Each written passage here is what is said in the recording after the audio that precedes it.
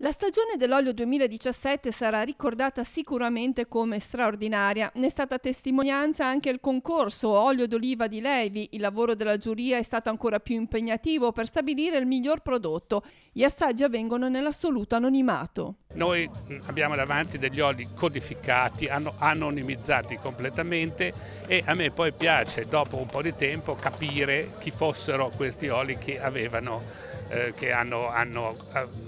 conquistato le prime posizioni. L'obiettivo degli organizzatori del premio è anche quello di incentivare il mantenimento dei terreni in ordine, condizione per migliorare la staticità degli stessi. Abbiamo un territorio fragile, se i nostri versanti sono in ordine, sono a posto, è garanzia di sicurezza anche per il fondovalle e anche per la città.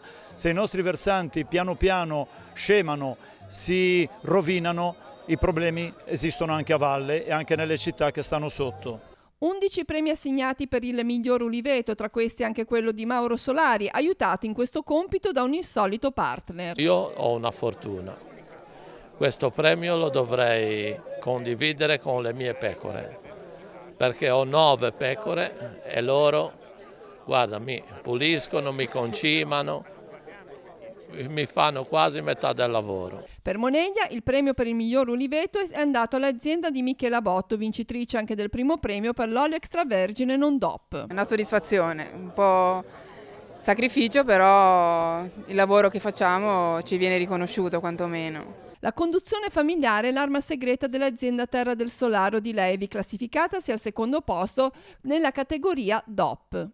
È stata una grande soddisfazione e ovviamente la voglio condividere con i miei genitori che nell'ombra con tanti sacrifici lavorano questi oliveti da più di 50 anni e la dedico invece a mia moglie che mi supporta in tutta questa nuova avventura. Sul gradino più alto del podio si conferma l'azienda agricola La Favola di Mignola di Lavagna, vincitrice per il secondo anno consecutivo. La mia azienda nasce nel 2014, molto giovane, però diciamo che ho iniziato questo lavoro tanti anni fa come hobby e poi è diventata un'attività. Mi sono licenziato dalla mia azienda dove io lavoravo, mi sono preso quasi 2 ettari di terreno e adesso cerco di fare l'olio puntando molto sulla qualità.